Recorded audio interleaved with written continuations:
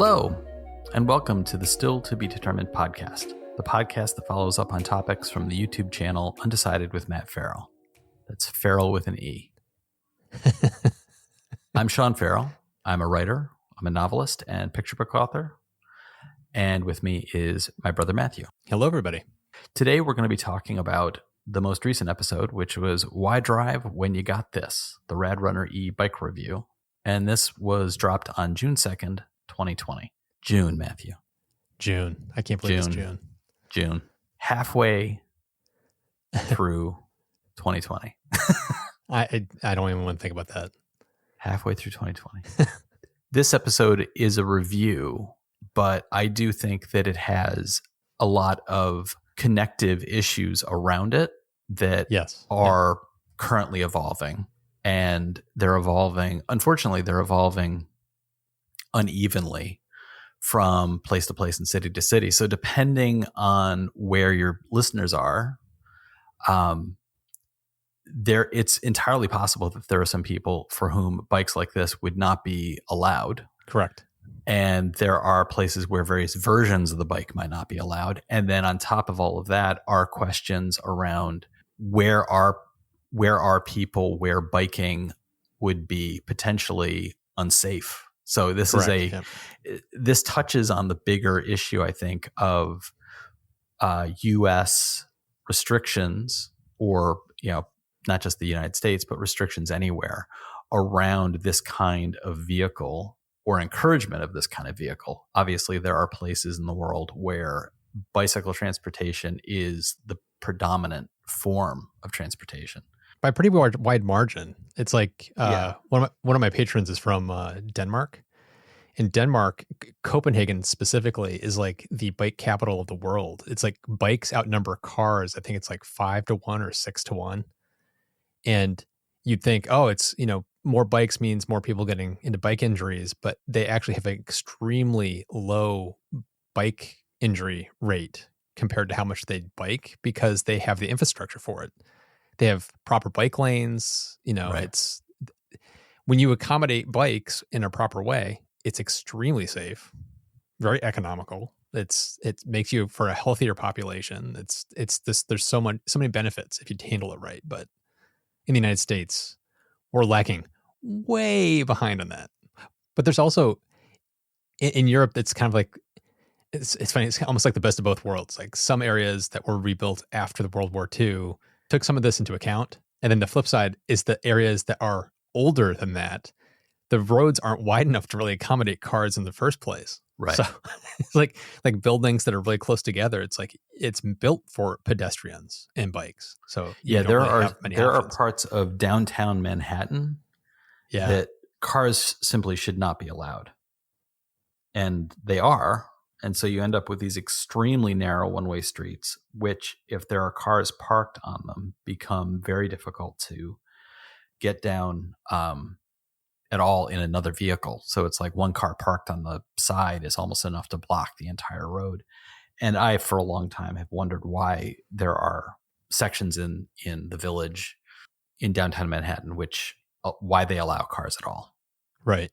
And in recent years here in New York City, they've introduced bike lanes, and there's always the initial reaction of, what the hell are they doing? They're taking away a lane for cars and introducing bicycles. That's just going to make the traffic worse.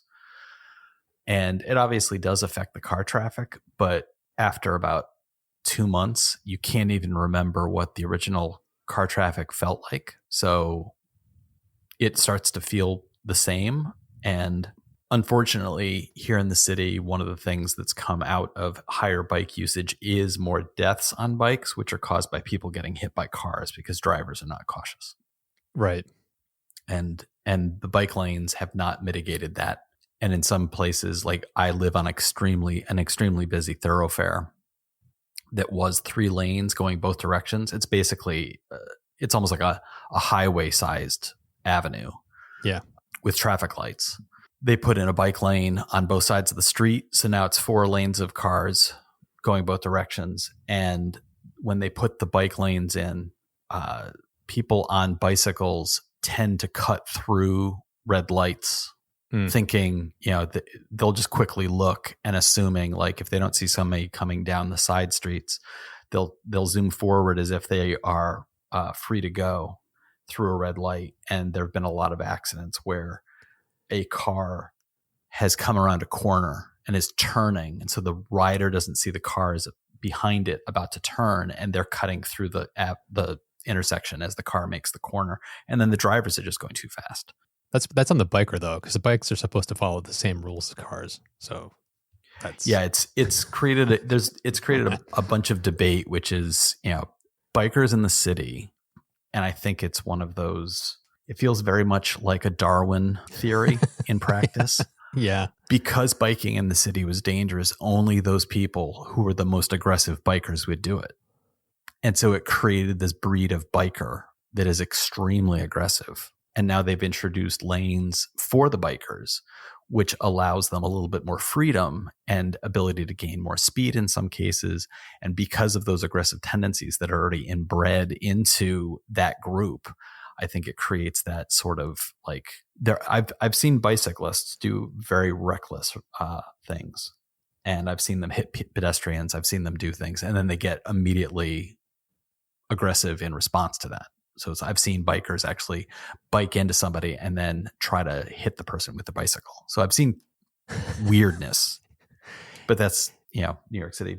But the number of people with bikes in their homes and the number of people who are trying to encourage safe biking is growing here, and that's a positive.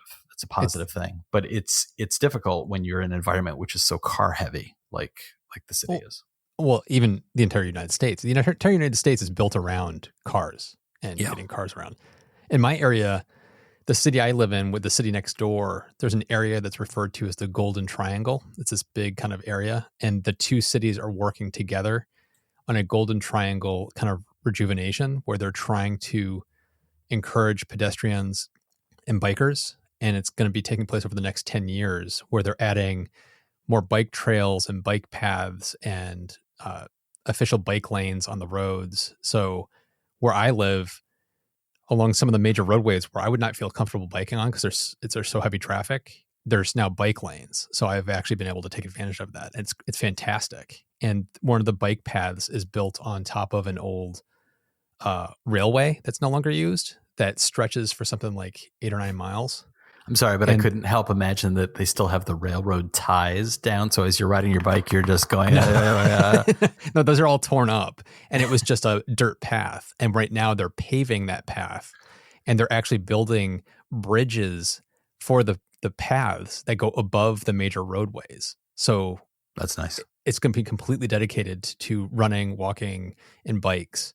And in my video, you can see footage of some of that path. It's only partially built right now, but it's my area is really starting to build up and kind of double down into bike paths and bike lanes, which is really great to see.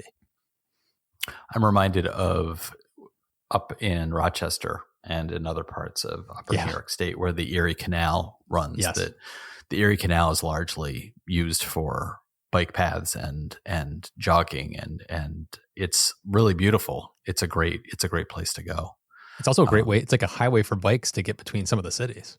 Yeah, I used to, when I was in high school, I biked, I think it was 25 miles a day, both directions, to and from a part-time job. And back then in high school, I was actually, without trying, I was actually in shape. I didn't realize it. But, and then time took its toll. Moves on. Oh, Sean, what happened to us?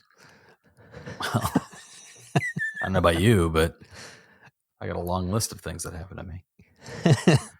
So one of the things I thought was really fascinating about the bike that you reviewed was the inclusion of the pedal assistance and the speeds at which you can safely cruise, which it really did start to sound like you were describing a moped as opposed to, it's basically like a moped. It's like a moped, but you pointed out, and again, this goes back to the difference between various regions and different cities, that people will need to double check as to whether or not they're legally allowed to have a bike that does that. Yes. There was a point here in New York City where the mayor wanted to ban that kind of bike because somebody had gotten into his ear that a lot of those bikes were springing up and they would be too fast and too dangerous, and it was just common sense and they should ban them. And then the pushback came very quickly from all the restaurants. We said, Yeah. that's what our delivery guys use. And Yeah. the delivery people, absolutely. If you see a delivery person, 9 times out of 10, it is a restaurant owned e-bike. And you see these guys zipping along with, their the pizza box strapped to the handlebars. It's really kind of funny. Well, the bike I bought is basically built for that. Right. It's built for delivery people. So you're going to get a Grubhub account and start delivering some food on the side? Yeah. Yeah. Make a little extra money. What's interesting to me about the comments around this video was that a lot of it was a direct response to your title. And your title was a question. So why drive when you got this? And a lot of people who had an answer to that were weather, pollen, bugs, traffic. I mean, people had reasons. Yes. Which I was interested in your response to that, because I think you kind of indirectly touched on it, which was car culture is very deeply ingrained here. Yeah. I think it's interesting that people would have a response along the lines of, well, here are the things that would be why you would drive instead of having this. Not one of those things struck me as so completely uncomfortable. No. That it should remove your interest in doing something like a bike. No. It's like, obviously, depending where you live, a bike may not be a 365 day a year kind of mode of transportation. Like for me, I'm not going to be riding my bike in the middle of winter here in the Boston area. Are you nuts? Snow drifts in the roads that are 3 feet tall. It's like, there's no place to ride your bike. It's like, I, of course, can't do that in the middle of winter. And there's a little head in a bike helmet just plowing through the snow. Like, what is that? Is that feral? Exactly. But there's a huge portion of the year where it is a very viable option. And the whole point was, car culture is so ingrained into the United States. It's like, I have to run over to the supermarket that is literally probably 3/4 of a mile from my house. I get in the car and I drive over there. It's like, why the hell am I driving 3/4 of a mile? It's like, that is just ridiculously stupid. But yet I want to make it a quick trip. So walking is just a little too long. It's like, well, now I got a bike. I can hop on my bike, get over there almost as fast as in a car, but I'm not using a freaking car to get over there. Right. So that's kind of was the point of the video, which was, there's a lot of times where it's like, you need to do something quick and, why not just get on a bike and get over there fast versus dragging your entire, most people drive SUVs and trucks now. It's like, why are you getting in a Ford F-150 to drive a mile and a half? Right. To pick up a bag of groceries. Exactly. It can pull 2,000 pounds, but you are picking up eggs, a couple of apples, and a bottle of milk. Right. That was the point of the video. It wasn't saying get rid of your car and just use a bike 24/7. It was, no, there's plenty of times, where it doesn't make sense to take a car out. In the same vein, the thing about pollen and bugs and weather, my response to that was, unless you are spending, and ironically, we are currently doing this, unless you're spending 24 hours a day inside, living in a bubble. Aren't those things you might be dealing with anyway? And as nice weather has shown up, and unless you're spending 24 hours a day inside to begin with, and obviously right now, depending on where you are, you might be doing that. But the reality is that bugs and weather and pollen would be things you'd be dealing with anyway. And like I spent yesterday afternoon, the weather turned nice here in the city, and I spent a good portion of it in the backyard. And just to get some sunshine. And then during the dinner hour, I prepped dinner, basically grilling instead of being inside and using the oven. And as we were eating dinner, I realized that I had so much pollen in my face that I wanted to use my fork on my eyes and just scratch. And And even now, as I'm talking to you, I don't know if you can hear it, but I have been rubbing my eyes throughout most of this conversation because my eyes are on fire. You know they have pills That's for not that, going to right? go away because they're, yeah, well, I actually do have medication I need to take, but like pollen, bugs, weather.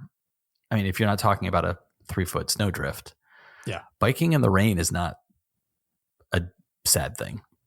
It's, you have to be a little slower, but a little more cautious maybe on wet spots, but it can be done. You can totally do it. It works. You will survive. I also really liked on the bike that you reviewed, and I know that stuff like this is also available for other kinds of bikes. Different companies make different products, but the number of storage things on the bike Yeah. are really a surprising number of configurations and really cool options. Especially like that middle console thing that you can get. It makes it look like a little motorcycle with that thing in there because it's like the shape of a gas tank. So it kind of looks and like it looks like it would hold a good amount. So if you Yeah. went to a grocery store, you could actually get a good amount of stuff into it. And then everything from the back, the additional seat, Yeah. which you said you do have. I don't. You don't have. Oh, you got a different seat. You replaced the seat entirely. Yeah. Yeah. Would you ever consider getting that back seat and trying the riding technique, which would basically be like, remember when we were kids and you'd get the bicycle that had the banana shaped seat? It would basically be just like that. Right. Essentially. Yeah. Would you also get streamers for your handlebars that way? That way you know you're going really fast when you... Well, no, what I would do is I get a paper clip and put a playing card into the spokes of the wheel. Yeah. And then it sounds like you're on a motorcycle. That's right.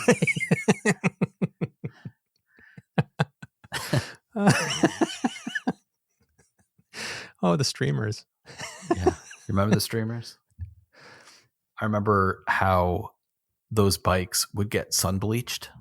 Yeah. And you get a really sweet cherry red, like, oh, this thing looks amazing. Pink. And by the end of the summer it was pink. And it was just like, what happened?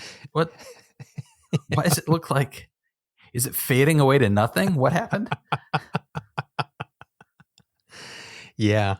I remember that. I had a red and white bike, and I remember by the end of like the first year, it was a pink and white bike.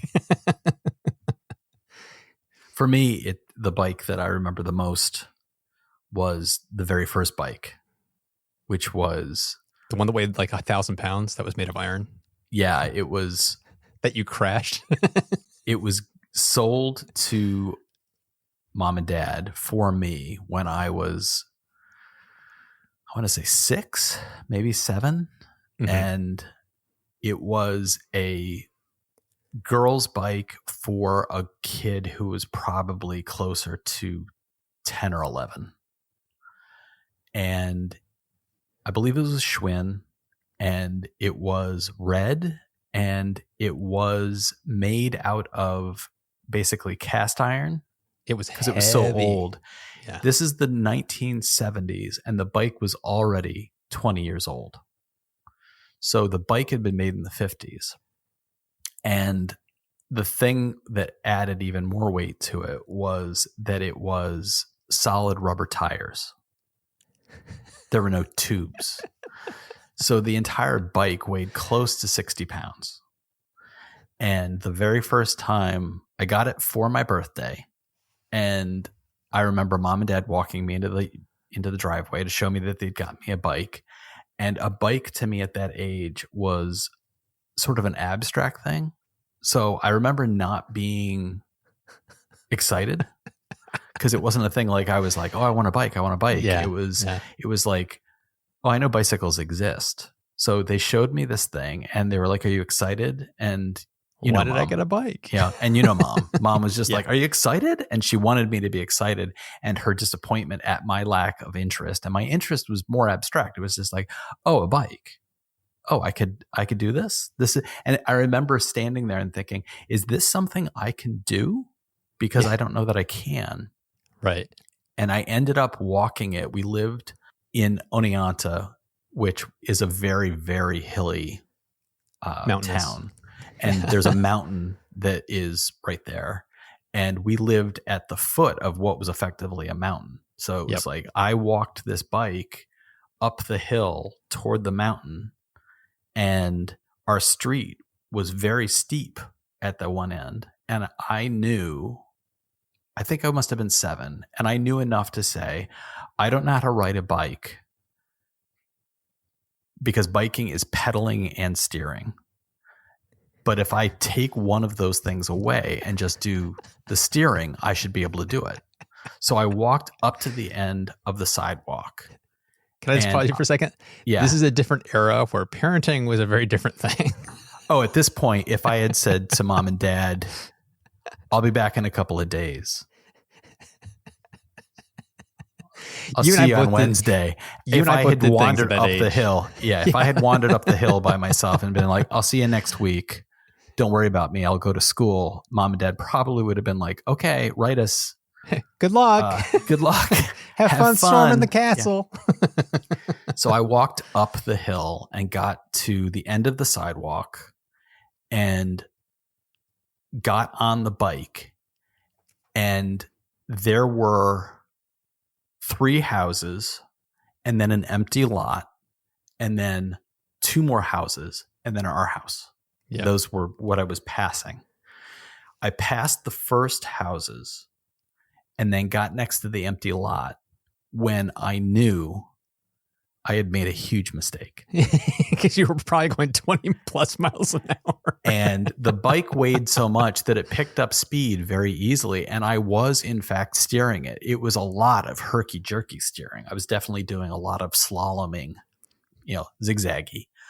But, and this is one of those moments where as an adult, I would think like, oh, I wish I could have been an adult in any one of those houses, looked out the window and seen this little kid go by. And I was just barely keeping it on the sidewalk. And I got next to the empty lot, and the empty lot it wasn't just an empty yard. It was trees, and bushes. It was totally overgrown. It was just absolutely wild. And I got next to that and I thought, if I fall, I could get hurt. But if I throw myself off the bike, at least I'm in control. That thought went through my head. Like, you can control the fall. So I got to the point where there were the bushes, and it was literally like a row of hedges. And I just steered the bike into the hedges and jumped off the bike and went into the bushes, crashed the bike, went through the thicket and came out the other side, totally scratched up. Yeah. And then just went home.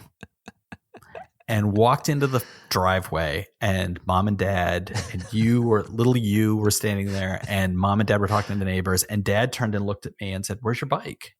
So at this point, like, they knew I was doing something with the bike, but they were not in any way paying attention to it. And dad looked at me and said, "Where's your bike?" And I said, "I left it in the bushes. I don't want it." And he said, "No, you're getting that bike. Come with me and show me where it is." And he walked up there with me and reprimanded me for taking the birthday present and then just throwing it away and not taking care of it. And I needed to take care of it. And I'm like, I am hurt, man. This is like, it's a stupid bike and I don't want it. The fact that mom and dad didn't actually do that, teach you, it was a neighbor, reminds me of, it's a tangent. But when I was 16 and got my driver's license, and we had a blue Chevy Chevette that was a stick shift. That it was basically the car equivalent of that bike. Yes. It weighed 4,000 pounds. It was becoming my car to drive around, but nobody would teach me how to drive stick. And it would always be like, "Oh, well, we'll teach you tomorrow. We'll teach you tomorrow." And I got so fed up with mom and dad both saying, "Oh, we'll teach you later." I just went out, got the keys, got in the car, and drove around my neighborhood for an hour teaching myself how to drive stick. And when I came back, I remember walking in, and dad looks at me and goes, "Where were you?" And I was like, I was teaching myself how to drive the car. And they both looked at me and went, "You did what?" And I told them what I did and where I went. And I was like, "Yeah, I stalled out a couple times on the hill over there, but I figured it out." Blah, blah. And I was like, I taught myself how to drive a stick. So I'm going to take that car out tomorrow and take my friends to the movies. It was like, this is what you get when you keep putting off your kid. Why am I suddenly thinking of Angry Anderson in Mad Max Beyond Thunderdome when he yells, "Master Blaster, listen to the law." envisioning you walking in and pointing an accusing finger at both of them. Just, yes. You didn't teach me. I taught myself. So I think that the takeaway here is if you get one of these e-bikes, teach your kids how to ride it. Yes. Otherwise, They'll they end teach up like themselves. us. They end up like us. They'll ditch it in the bushes and they'll teach themselves how to drive a stick. Yeah. Well, this has been a very therapeutic episode. Yes. Who needs therapy when you have a podcast? When you have a podcast. So I'm curious about any of our listeners' experiences with biking currently in their cities and the places where they live, about whether or not it's encouraged. And encouragement is in the form of, cities actually taking the effort to put in stuff like this. But also any stories people might have. I'd love to hear their stories around how they learned how to ride a bike. Yeah. Because it's never without pain. Yes. There's always that moment of like, oh, I should not be going this fast. I remember when I had, and it was that same bike, it was that heavy as an asteroid bike. And all of my friends, we would all go up that mountain to the point where the road ended. And there were no houses up there. It was just a dead end road. Yep. And it literally went up to an area where there used to be logging. That's what they used to do up there. So it was like it went from blacktop to dirt. And then if you went far enough, you ended up in an area where they used to do logging. And then if you kept going and went over the top of the mountain, on the other side of the mountain was Hartwick College. Yep. We would go up as far as the end of the blacktop and then ride our bikes down.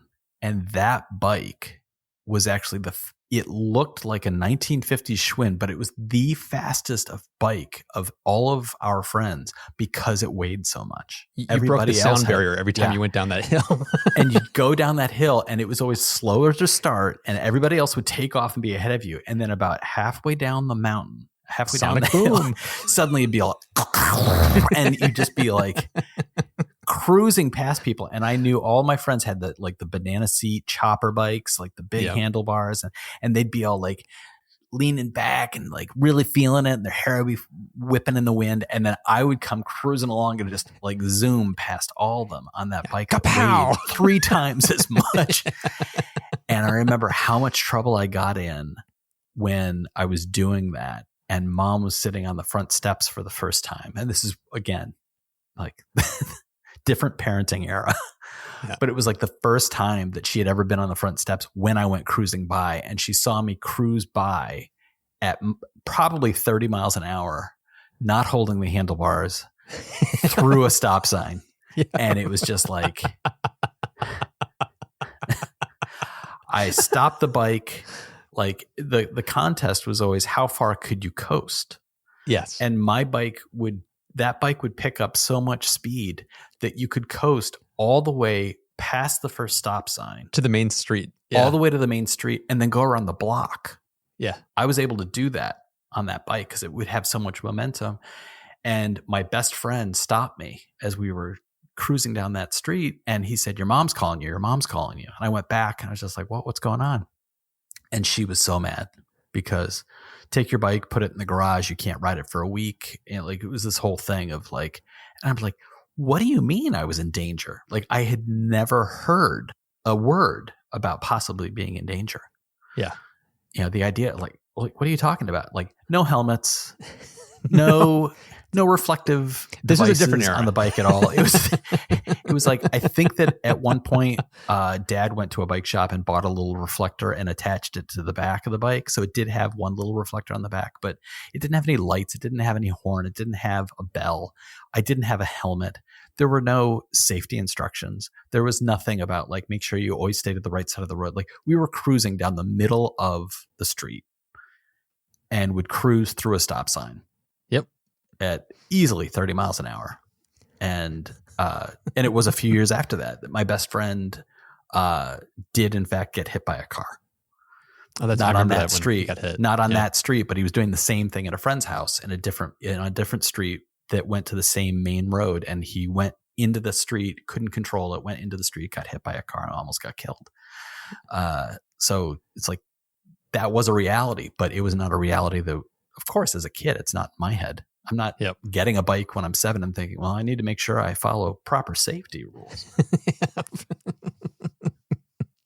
So anyway, let us know your stories about learning how to ride a bike and what your region might be doing as far as encouraging a transition away from motor vehicles towards something foot powered.